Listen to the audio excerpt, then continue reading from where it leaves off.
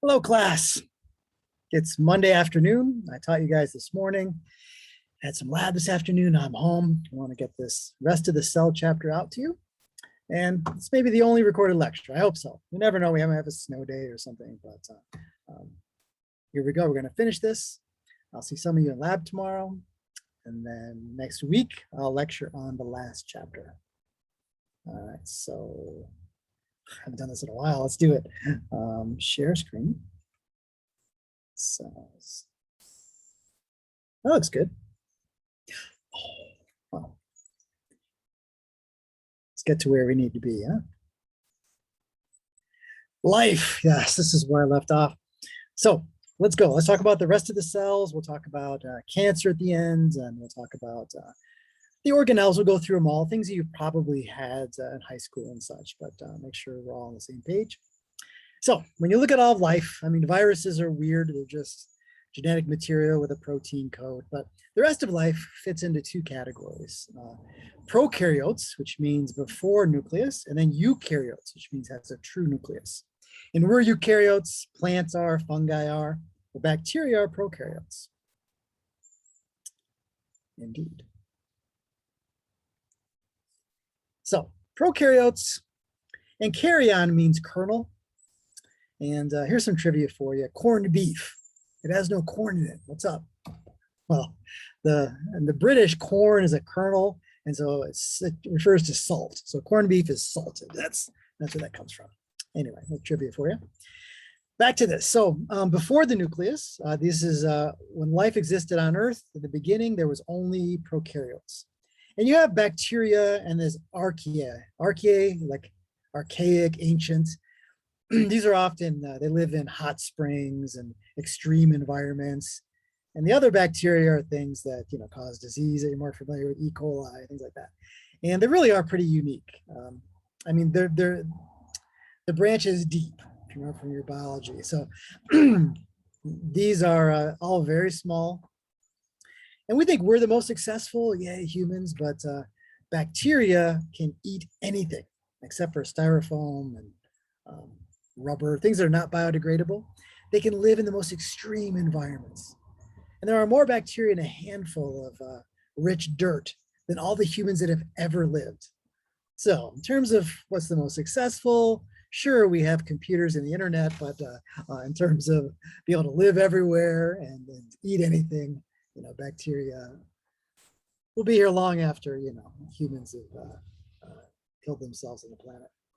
That was kind of depressing. Sorry about that. All right. So a typical bacteria has things, let's see here. Oh, yeah. One thing about it is that it has no nucleus. So the DNA is just kind of naked in there. The DNA is often simple, circular, much smaller than eukaryotic DNA. Another thing I noticed is that it has a cell wall. Now we have a plasma membrane, we don't have a cell wall. Plants do, fungi do, and bacteria do have a cell wall. And different antibiotics work. Remember, gram-negative, gram-positive bacteria. So the cell wall can be complex or not, but yeah. And then some of them have flagella, and they can move. And they can move even towards light or towards food or away from things. So I know they're very simple, but they do have this movement. Other bacteria are not. They just stick on doorknobs and computer mice and things like that. So the big deal with eukaryotic cells is that they're bigger and generally, and then they have membrane-bound organelles. So here's the cell, and they got a freaking nucleus with the DNA in it. They've got some mitochondria. They've got ER and your Golgi. So they've got these little rooms in there surrounded by membranes. And if you can imagine, if you live in a studio or something like that, and the kitchen and the bedroom and everything's in the same room, you can't really, a lot of privacy if you have a roommate for sure. And if you're cooking, you're going to know it everywhere. So you can imagine the benefit of having different rooms for different kind of reactions to go on. Yeah. And it almost surely evolved by an extension of the wall comes in, and you can imagine it,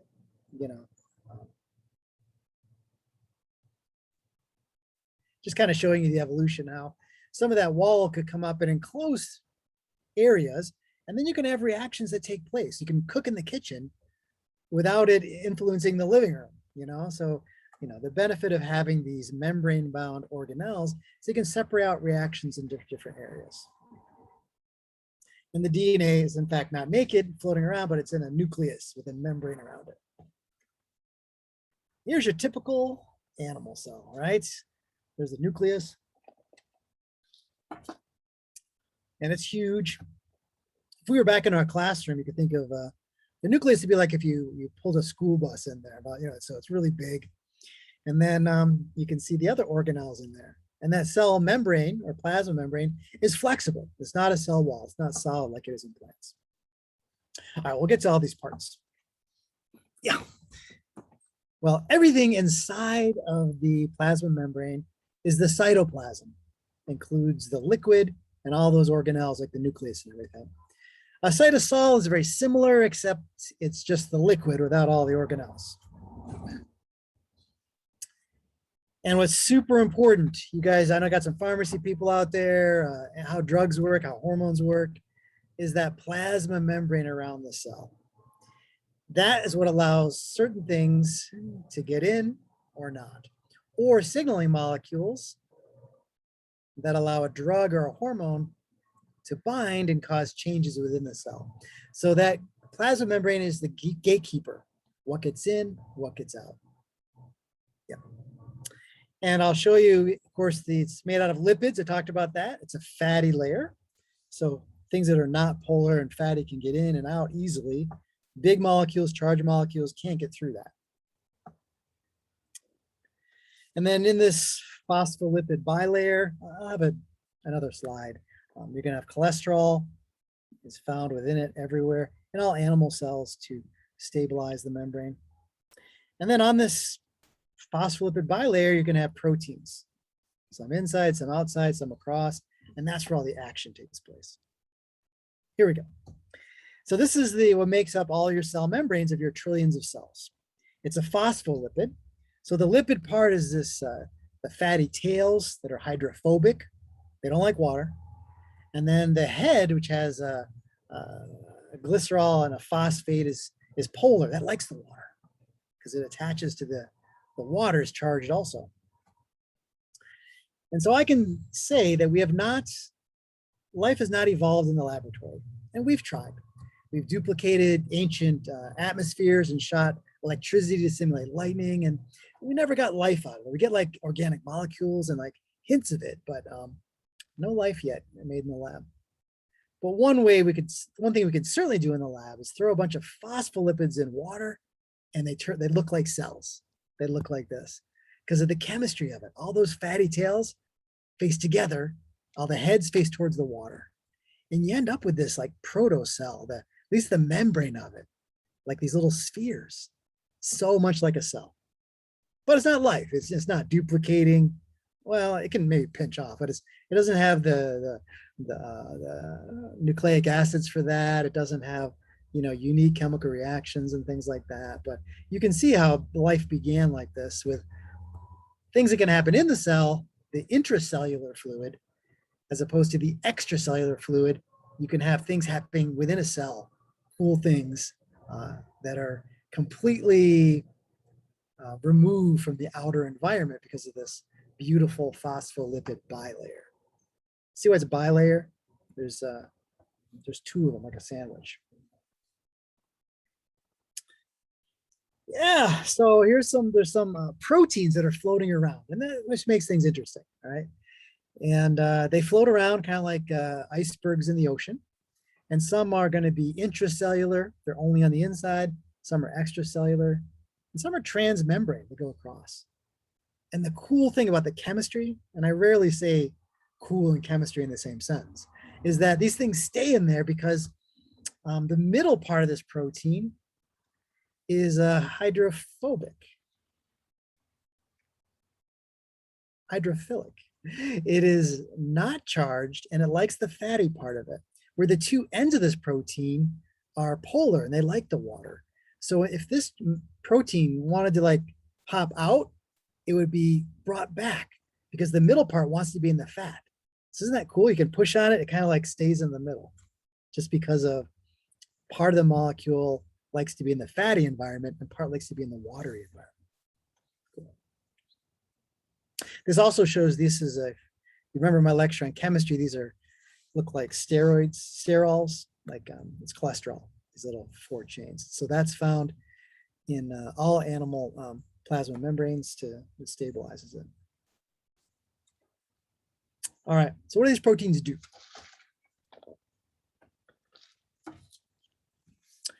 Let's take a look at 4 big categories here. Receptor proteins. And these have they have a site that is unique on one side, and it fits into a hormone or a signaling molecule. Something fits in that. And once it fits in that protein changes shape and it makes changes within the cell. So it's a signaling molecule that the external environment can make signal changes to happen in that cell. Yeah. Very cool. Recognition proteins. Remember, proteins, and I'll get to this next chapter, genes code for proteins. And so in your body, all your cells have proteins that are minor Jeff proteins that are unique. Now, if I had an identical twin, it'd be very similar. And family members would be more similar than strangers. But this is why like organ, transplants don't work that well, because your body recognizes this foreign kidney or foreign cells because they don't have the right recognition proteins on them. So you think about like your blood type A and B. You're gonna have these molecules on the cells that are unique. Like they just say, this is a Jeff cell. This is a type A blood cell. Oh, these are all important, but transport proteins, you're going to have some that are just like holes. In the kidneys, we'll talk about aquaporins, water holes that allow water to reclaim it, so you don't pee it out kind of thing. Some of them have gates where they open and close, like in nerve cells where they open and close quickly for a nerve impulse. Others take energy to open. So these are what allow molecules that can't get through this phosphate, the bilayer in the membrane, they go through these pores. And very importantly, I said they're all important here, is that some of these proteins are enzymes. And enzymes are proteins, except for one that's made out of RNA, but they're proteins, and you can have it on the outside, the inside, or going through that are going to catalyze reactions. Woo. And these proteins can move. Some are relatively anchored, but we know, do an experiment where you take a cell, we put a bunch of proteins on one part, and we leave the cell for like 24 hours and come back, and they're all scattered throughout the cell. So they move. Around. These phospholipids, they rotate. Occasionally they flip to the other side, but that's hard to do. But it's all kind of movement. And if you look at this, the plasma membrane reminds me like a waterbed. And again, I'm aging myself. We don't have a lot of waterbeds these days, but you push into it, it kind of comes back like this. So your cell membrane is fluid and it moves. It's not like a solid cell wall like in a plant. And again, it's so complex. It's got proteins and you got, some sugars coming off of it. So pretty complex, your cells. Just real quick, I want to just introduce cell adhesion molecules, and they have various functions, but mainly here, what I want to talk about is if you have an infection or an injury, those capillaries, remember the 2 substances that will cause blood to not clot and will swell the capillaries and make them leaky? Heparin, histamine. Anyway. And then also that capillary will express these cell adhesion molecules so that when a white blood cell is going by, it kind of rolls along your blood vessel, it'll stick. It's like, damn, they need me here. And then it can leave and go and fight the infection. So cell adhesion molecules are stopping or they're making paths where you want growth to occur. All right, here's another disease for you, pathology.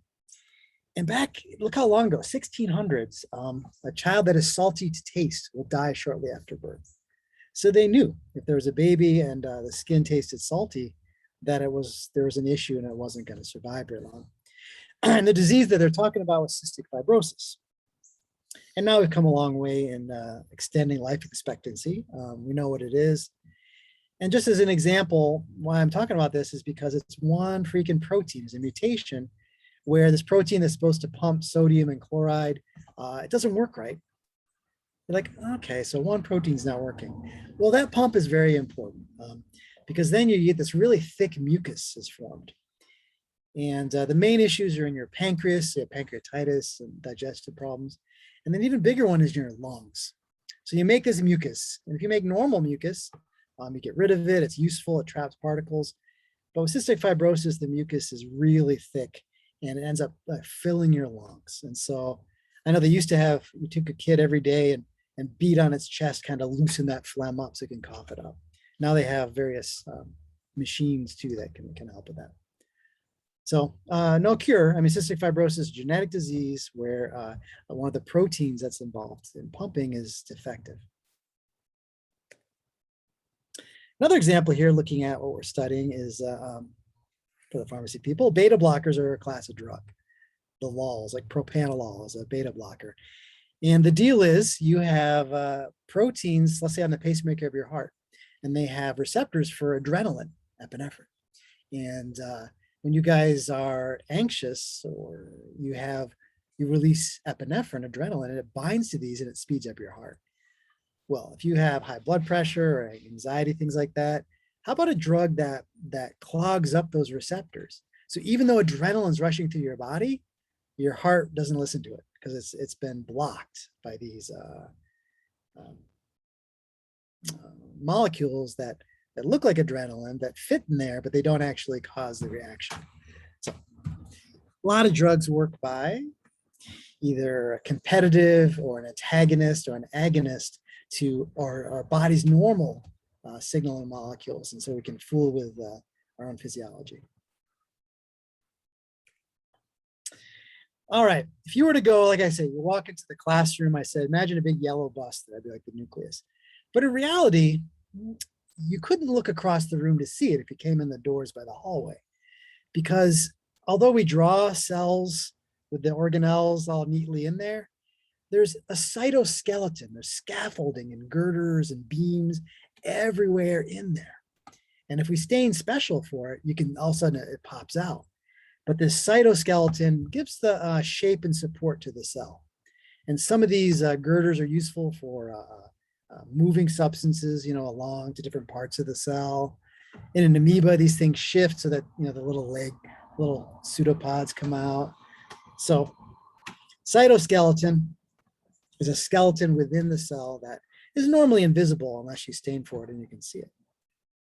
Here we're staining specifically for these microtubules, or different big ones and small ones that make up the inside of a cell. You're like, damn, look at that, the whole thing lights up.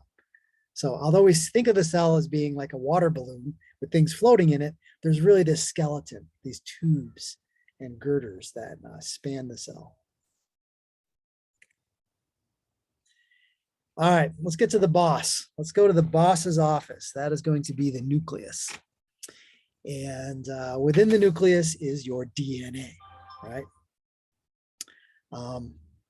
So it's going to be involved with, having kids, obviously. You're going to take half your DNA and put it in sperm or put it in eggs and then find a mate and then, get together. So it's involved, of course, in passing your genes on. And in your own cells, in your own body, your living body, it has all the recipes to make all the proteins. So you have 20,000 plus genes that code for over 200,000 kinds of proteins.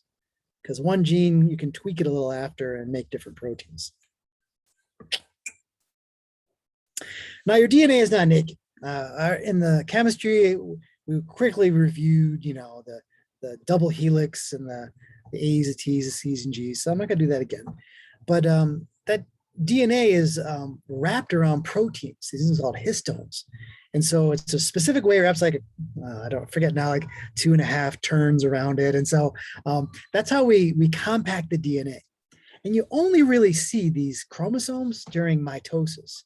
So when cells divide, it's a lot like moving day. If you want to move, you got to put everything in boxes. You got to compact it so you can move it easily. Same thing, when your cell is moving, it compacts it, it winds it up tightly for moving.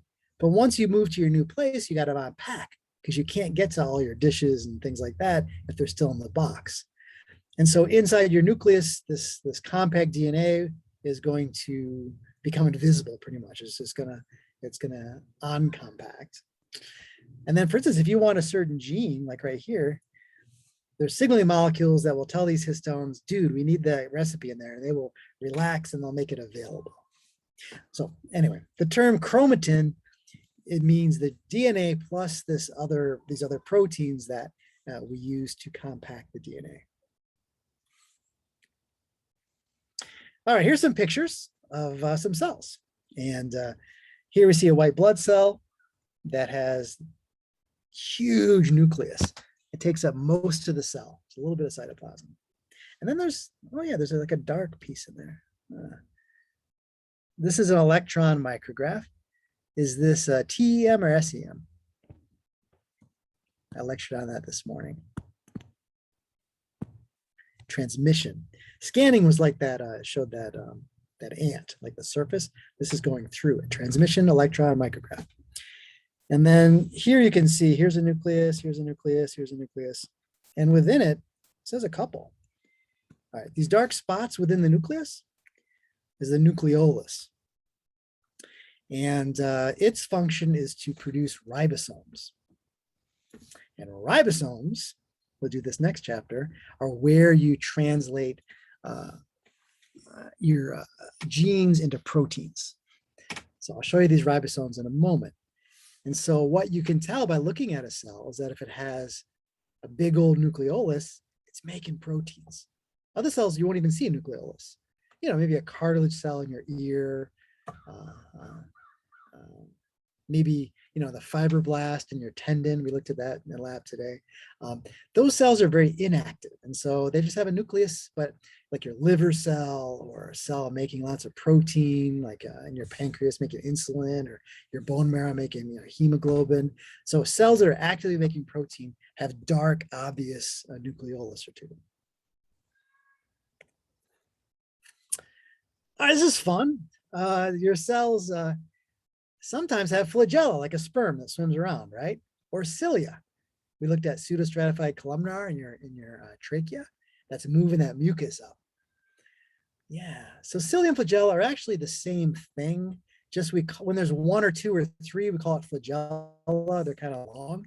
Cilia, there's hundreds. So, but otherwise, it's the same structure. And what's cool, oh my God, is that they have this 9+2 structure. They've got 2 in the middle, and then 1, 2.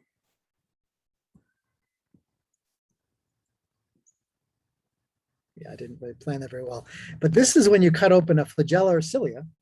Now, this is the thing. In bacteria, in moss, in fungi, in humans, same complex 9+2 structure. That's the microtubules in there. You think to yourself, so? Well, so means that why do we have the same flagella as a bacteria? And it's just beautiful evidence for evolution, is that you would never come up with this like in humans. I mean, bacteria, there's nothing special about it other than that's what evolved early on. And just we've inherited that from our ancestors because it works. Anyway, yeah, very, very cool. And it uses energy. And, you know, you can study this more in cell biology, how flagella move. It's a cool little mechanism. It takes energy. Yeah. Now, what if I told you there are genetic diseases that your cilia don't move? And let's say a woman had that disease. I say woman for a reason. Think about what would be some symptoms, what would be some issues. So you immediately think, oh, where's cilia? She doesn't make sperm, so sperm aren't going to go anywhere. I mean, that's not a problem. Yeah, remember I talked about in your trachea? So respiratory issues and also infertile, because in your fallopian or oviducts, fallopian tubes, the cilia are beating and they move the egg down. And so, yeah, so there are cilia diseases that cause these issues. All right, you guys. I'd say take a break, but hell, you guys can pause this anytime you want. So I can keep going. I will finish this up. Um, Mitochondria. Yeah, I remember, you studied this in grade school. Mitochondria, they make the energy. And it's true. This is where you do the final steps, the final of 3 steps. The final 2 are done in the mitochondria to make ATP.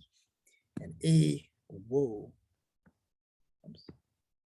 ATP is your energy, adenosine triphosphate. I'll talk a lot about that. All right, let's see. There we go. What's the anatomy of a mitochondria?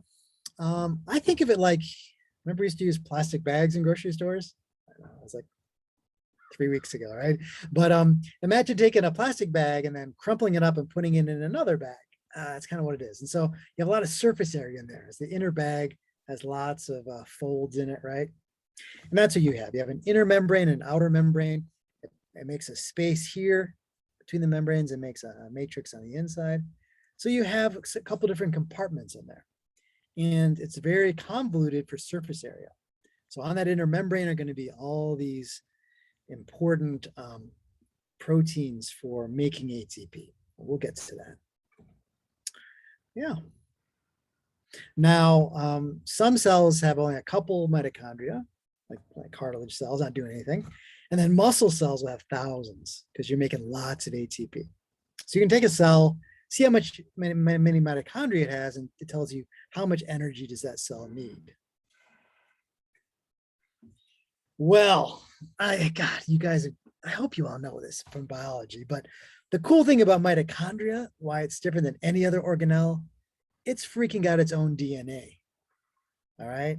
And what is abundantly clear is that mitochondria used to be free living bacteria that got engulfed billions of years ago in a cell. And instead of eating it, hey, hang out, buddy. And then they end up helping each other. So the mitochondria get a place to live and they provide us with energy. We give it sugars. And so symbiosis is living together and endo is within the cells.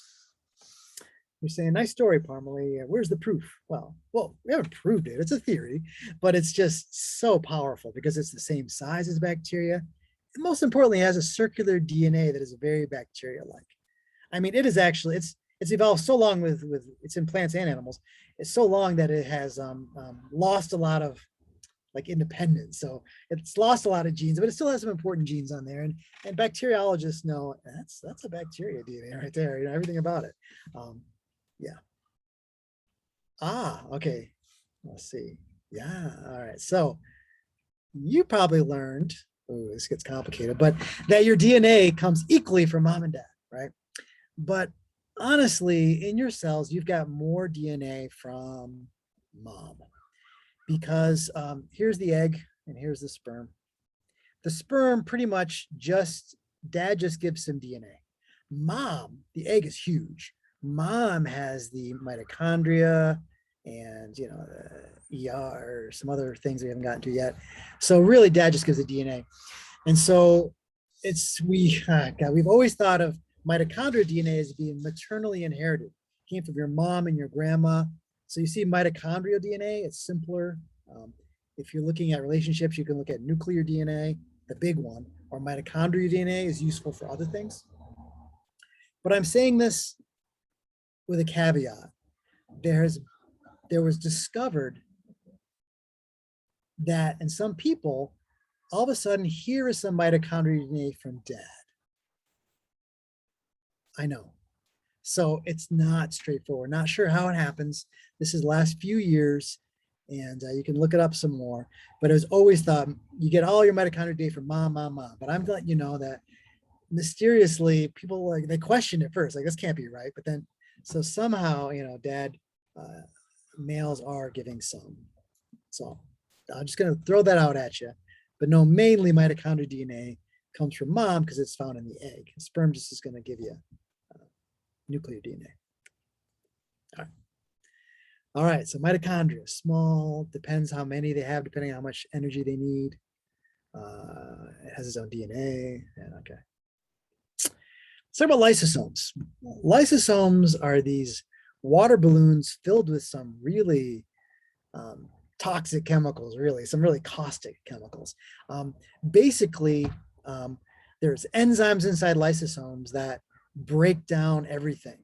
So what happens is that when a cell engulfs a foreign bacteria, then a lysosome will fuse with it and dump all these enzymes in there. And the enzymes will break apart the proteins and the carbohydrates, just break it apart. So lysosomes, the garbage disposals, they contain all these chemicals to break down foreign invaders. And you can imagine some lysosomal diseases. There's some like in the pancreas, and if these were to open up, you're going to digest yourself, right? Like your good stuff, even your own self. You want to use these to digest invaders or used up cell parts, whatever you want to digest. So there are some lysosomal diseases that cause you to destroy healthy tissue. Yeah, but here's a lysosome. It is a small round organelle that's filled with hydrolytic enzymes to break down everything. All right, here's another disease for you. It's called Tay-Sachs. This is a pretty rare one. Tay-Sachs disease is a problem with the lysosomes. And the problem is it's a genetic mutation where you don't break down one particular lipid. One fat can't be broken down. You're like, all right. So it turns out it has devastating consequences. Because if you have this, you're a baby born with this disease, at about 6 months old, you start showing symptoms. Not sitting upright, neurological symptoms. And what happens is that in the brain and spinal cord, this one kind of fat builds up in the neurons and you can't get rid of it. So it's like if no one takes out the garbage, it just keeps filling up the cells until death. There's no cure for this. And so by the time the child, you figure it out at 6 months, you get, genetic testing. Think how sad that is. There's no hope. You have a few years and then the child's going to get progressively worse neurologically, and there's just nothing that can be done. Luckily, it's really rare. It's found in certain groups, Eastern European Jews and some Quebecers, Canadian Quebecers, and some Cajun areas in Louisiana, and then some Amish in Pennsylvania. I know, some weird disparate groups, but it's in higher likelihoods in those. I'm not going to ask you that on the test.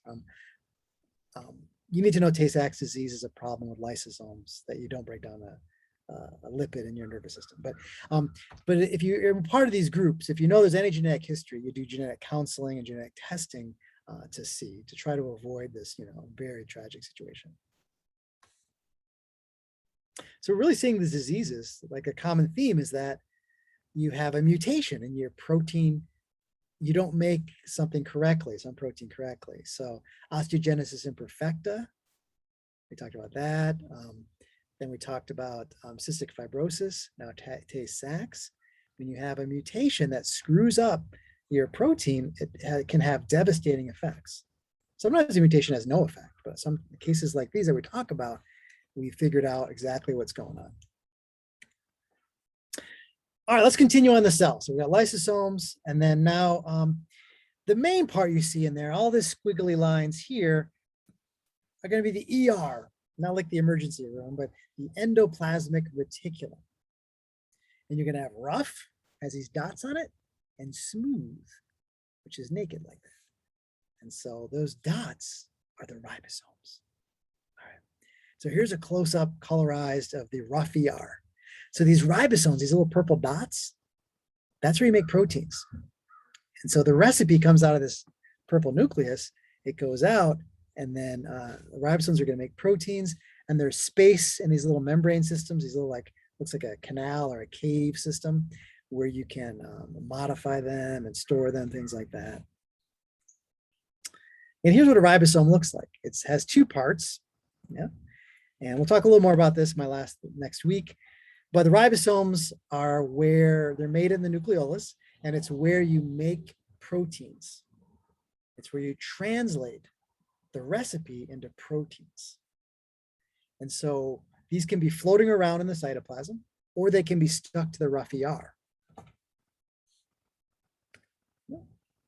So here it is, rough ER. You make a lot of proteins there.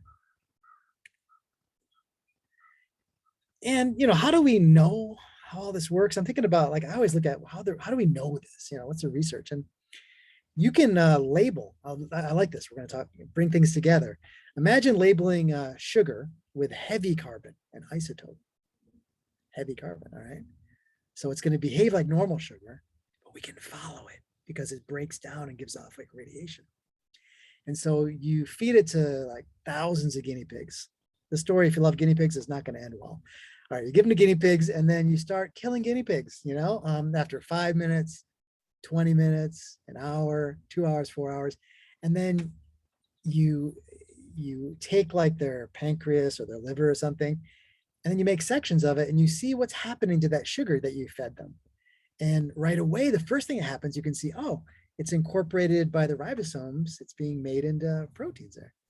And then if you look a little later, the guinea pigs you killed a couple of hours later, I don't know how many hours, you see that it like moving, like some of it's moving on its way to this Golgi apparatus. And then like, I'm just making these times up, like 6 to 8 hours, you see it here. And then after 12 hours or something, then you notice that it's like headed out somewhere.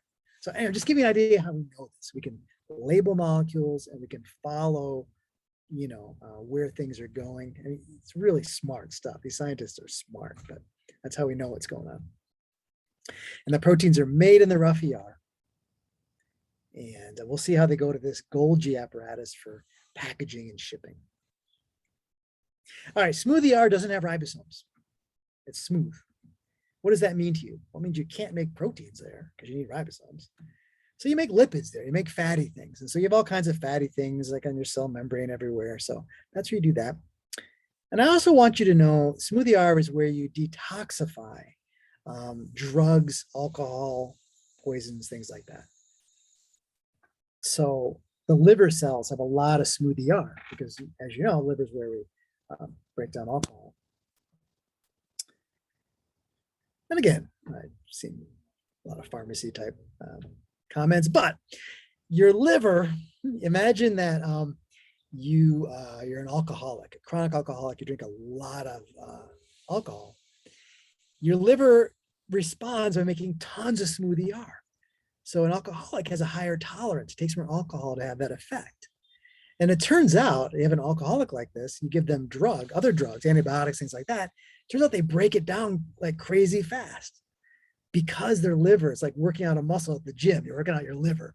And the more alcohol, more drugs you take, the more your liver, the smooth ER has just proliferated. There's so much of it that it breaks down drugs at a faster rate than someone that hasn't drunk very much. Yeah, so I want you to realize that. That's pretty cool. All right, rough ER, proteins are produced and packaged, maybe modified. Smooth ER, lipids are made, and you're gonna break down some toxins. Golgi. It's an Italian name, Golgi, and this guy discovered it. And it looks like this. It's a bunch of membranes, and there's like a close end and a far end. And the products that came from the ribosomes and go in the Golgi, where they're further modified, maybe throw a sugar on, break it in half, put two things together, and then it's labeled for where it wants to go. Maybe it's going to go outside the cell. Maybe it's going to be shipped over to a mitochondria. So the Golgi is where you modify, package, and ship your product. Here it is all together. You're going to see, we'll see the next chapter. The recipe comes from the nucleus, from the DNA. And then the recipe is read in the ribosomes, and you make proteins. And the rough ER is where you make proteins, you'll package that. Smooth ER, you're making your lipids, things that are not proteins. And both of these will go into the Golgi, where they'll be further modified, put together, broken apart, and then they'll go different places. Did I just do an Italian accent, broken apart? I don't know if I did, but I was thinking that Golgi. All right, perioxysomes. Just real quickly, what I want you to know is this, is that hydrogen peroxide comes in a brown bottle. All right, the reason is that hydrogen peroxide is just H2O2. And so if you expose it to light, it breaks down into water and oxygen. And so we try to keep it in a dark bottle. Now, hydrogen peroxide occurs in your body. I'm not going to talk about free radicals and hydrogen peroxide. There's some dangerous chemicals in your body you want to get rid of. And hydrogen peroxide is broken down by an enzyme in our body called catalase. So remember, catalase is an enzyme that breaks down hydrogen peroxide into water and oxygen, no problem. Yeah. And so there are peroxisomal diseases, just like lysosomal diseases, where you don't break that down. There's issues. I should tell you how hydrogen peroxide works, like in a cut, why you put it in a cut instead of just like alcohol or something. Is that it foams up, doesn't it? Well, your tissues all have catalase, this enzyme. And so by putting hydrogen peroxide, it breaks down the hydrogen peroxide in your wound and it causes it to foam. It's making oxygen. And so hydrogen peroxide foams, and that helps loosen up any dirt and bacteria and kind of move it to the surface. Isn't that cool? So it's not like alcohol, it's going to kill the bacteria. It's going to actually just foam it up and it's going to dislodge material and bring it to the surface and you can wash it off. All right, you guys, you've been very patient. I have no idea the time here, but hopefully you guys have taken a break or something like that. A few more things just to make sure you understand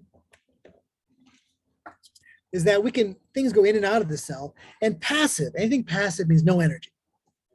So diffusion, if it's going from a high to low concentration, hell yeah, oxygen is going to diffuse into the cell because it's higher outside than it is inside. No energy necessary. Yeah, we'll see that with water. It always goes by osmosis from high to low concentration. Diffusion, facilitated means it's getting a little bit of help, some kind of channel. Osmosis, special case with water, and then I'll talk about filtration too. But then active processes require energy, ATP. Yep. And like for instance, active transport, that's when you want to move something from a low to a high concentration. Yeah, like if you want to get water put up in a water tower, you've got to use energy to pump it up there, don't you? Same thing. If you're trying to concentrate something, normally diffusion wants to move from high to low, but if you want to go from low to high, it's going to take energy to move that. Yeah, we'll talk about these. Diffusion is just, you guys, general biology.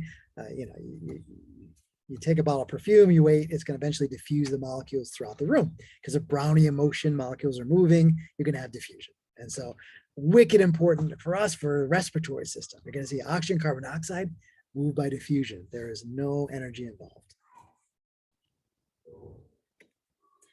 Facilitated just means you've got some kind of special channel or molecule that's going to help it move, but still, it's still diffusion. So it's still going from high to low concentration.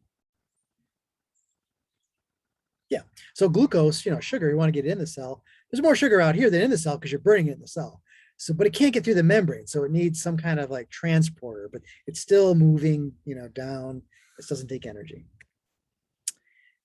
Osmosis is a special case. My God, if I can explain osmosis again, there's a little video next you can watch on your own.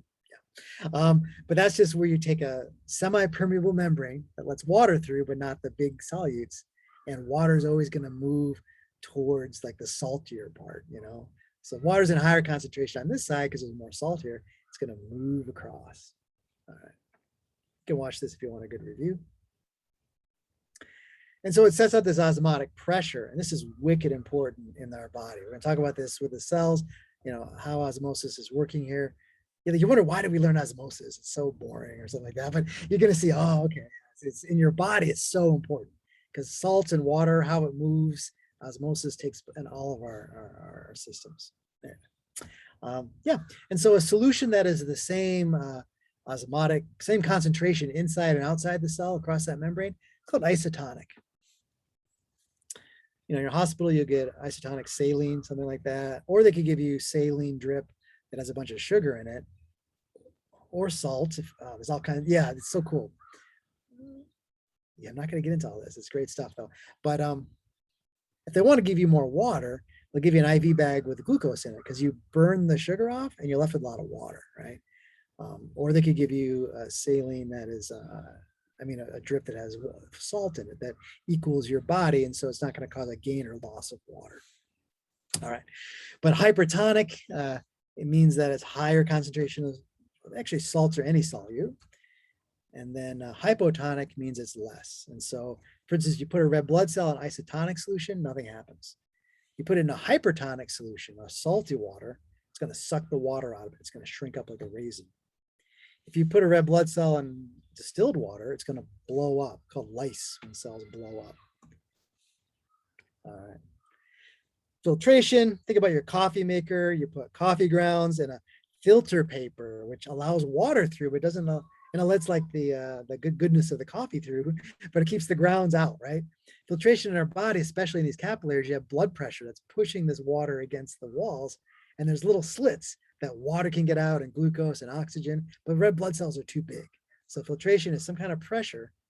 In the coffee maker, it's usually gravity that will allow some things through. So understand what filtration is. And active transport requires energy. And so we need to move things. It's going to require energy. Yeah. This, you can look at this. It doesn't have any sound. I'm not sure if you can see this or not, but you can see it in your PowerPoint if you look at it. That's up on Brightspace. But a sodium-potassium pump is so important. A lot of our energy in our bodies that you eat for lunch goes into running the sodium-potassium pumps in all your cells. And what happens is that we want to concentrate sodium outside the cell and concentrate potassium inside the cell. Don't ask me why, it's important, but you keep tons of sodium out, tons of potassium in, because these pumps, it takes energy, we're using energy, ATP, but it's always running. And if you see how it works, you can see that there's a special configuration where 3 sodiums fit on one side, then the protein changes shape, it takes energy too, it's going to change shape, and it's going to dump the sodium on the outside. Then you've got these 2 spots where potassiums can fit in, and then it's going to change shape again, it's going to dump the potassiums in. So this pump, you can see the ATP takes energy to run it, but it dumps 3 sodiums out, 2 potassiums in, and it runs constantly. And so what it's going to do is set up a negative charge inside the cell, because you kicked out 3 positives for every 2 you let in. So over time, let it run a little bit, it's going to be more positive out there than inside.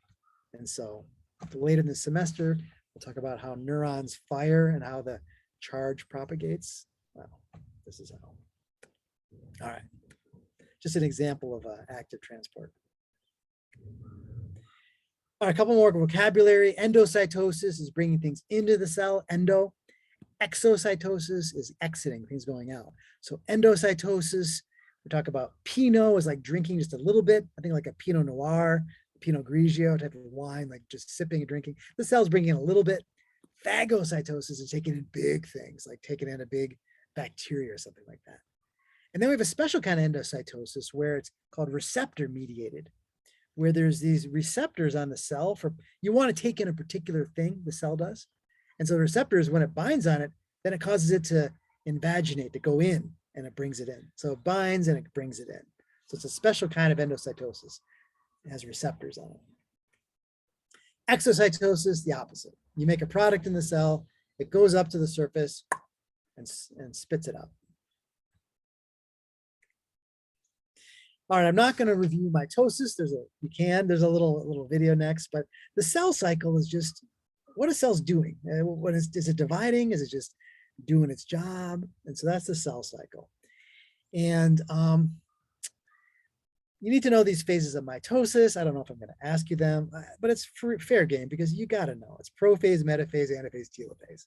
And then interphase, often called the resting stage, but interphase is between the mitosis, and a lot goes on. That's when the cell's doing its job, man. And a question often asked on the test is, when does DNA replication take place? Interphase.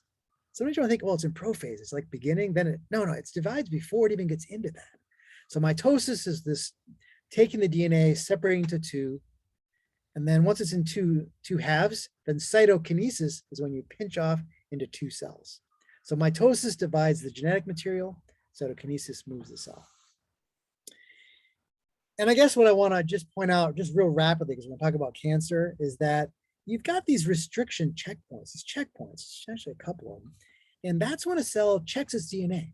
And if everything looks cool, we're going to go on. But normally if the DNA is really screwed up, the cell kills itself. Apoptosis is cell death. But in cancer, you screw up. There's these things that the checkpoints don't work anymore. and the cell just keeps dividing like crazy. So these checkpoints check the DNA and also put a check on cell division so it's not uncontrolled. All right. So a certain cell is going to divide a lot, and certain other cells, like your brain cells, cartilage cells, don't divide very much at all. It just depends on what their signals are to what they should do. So that interphase is where the cell does its functions normally. And if it's going to divide, that's where it's going to replicate the genetic material. During the interphase, we call it the S phase because it synthesizes DNA. And then G is the growth phases when the cell just grows. And again, mitosis, you're going to divide the DNA in two equal parts. Cytokinesis is we're going to split them apart. And then know your phases of mitosis, people. I should just ask you just because you should know. I'm not going to do this thing, but you can watch it. You can watch this animation if you want a refresher. All right, a little bit about cancer here. So some cells divide constantly. Your skin cells, your blood cells, you're always making new ones, right? Others, like the cartilage, your brain cells, your cells and your ligaments, they don't divide hardly at all, you know? Yeah. What I want to tell you about is, do you guys know about telomeres? At the end of your DNA, there's these caps at the end. It's really long. It's nonsense, a whole bunch of A's and T's at the end. But the deal is every time your cell divides, it gets a little bit shorter, a bit gets like bitten off the ends. And so cells, once they've divided like 50 times or so, then when the ends break, they break some of the DNA, the good stuff. And so it's a clock. And I have a friend that wrote a book on aging and these study turtles that live a long time, but this the telomeres shorten with each cell division, and it kind of is a clock on how many times a cell can divide. It's so cool, telomeres, yeah. And you know, we could be, you know, live forever if we can like reconstitute our telomeres if they didn't actually get smaller. Cool. And cells have to divide because they can't keep growing bigger because surface area to volume, right? They have to keep small, definitely.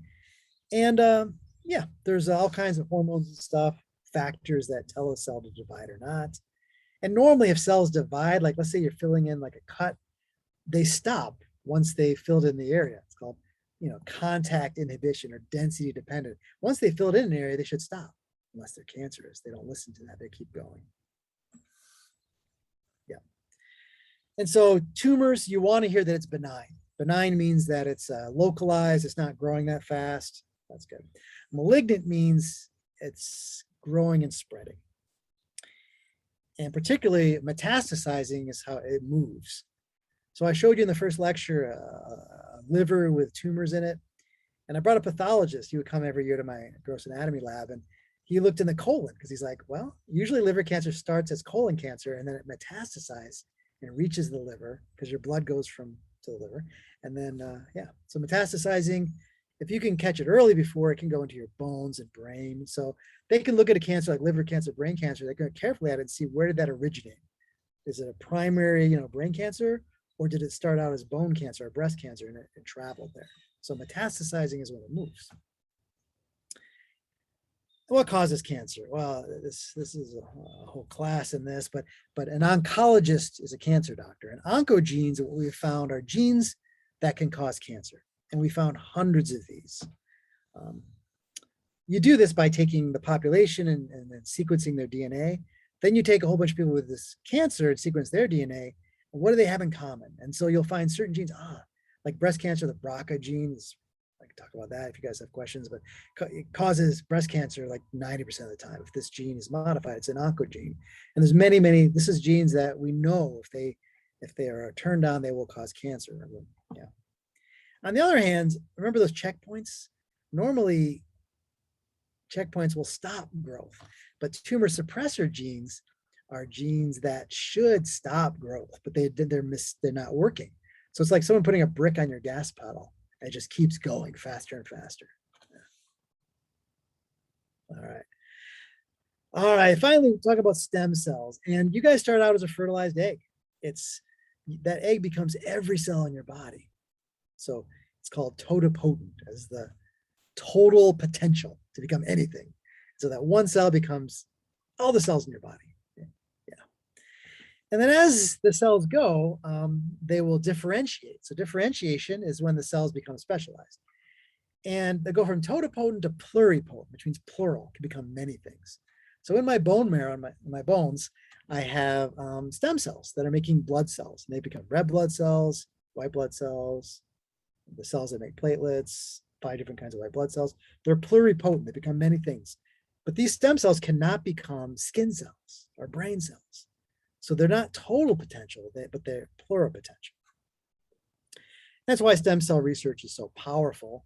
It's politically charged because they get some from aborted fetuses and things like that, so you hear the politics of it, but stem cells are beautiful things because we can, like in Parkinson's, we can make stem cells, put in the brain and turn them on to become normal. And so people can get cured. So there's a big promise with stem cells. And progenitor cell is going to be a cell that is early, that's pluripotent, which is another term. So here you are, your fertilized egg that is totipotent, can become anything. But you're going to see stem cells, like they constantly make more copies of themselves in your bone marrow, so they're always there. Or in your testes or ovaries, well, in testes. I'll get to that. And then the cells, this cell here in your bone marrow can become any kind of blood cell, but it can't become a bone cell, it can't become a neuron. So you have these layers of stem cells and what their potential can be. And one thing, you could make stem cells make this mini brain, and it's not like a thinking brain, but it's like a mini brain that has a lot of the parts of a brain, and it's good for like drug research and things. But potentially, making clones, we can clone cats, sheep, humans we could, but we're not doing that because people have issues with that. Although an identical twin is a clone, it's the same thing, so they're not that scary. I could go on and on. Good stuff. Yeah. All right. And finally, because this might be the last slide, the term apoptosis is programmed cell death. The cell kills itself. And you think, oh my God, that's horrible. It's natural. It's normal. We actually grow a big brain and then we winnow it down. Sunburn, you've killed those cells. Well, the cells have been damaged from DNA, from UV radiation. They said, oh, that's it. We surely have issues, and they kill themselves. When we make our hand, we actually, it looks like a catcher's mitt, and then we kill the cells in between like this to make our finger. So apoptosis is a normal process where cells are destroyed. All right. That was a lot. That was talking about the parts of the cell, but I obviously got into some other topics too. I mean, the chapter did, so I want to cover them all.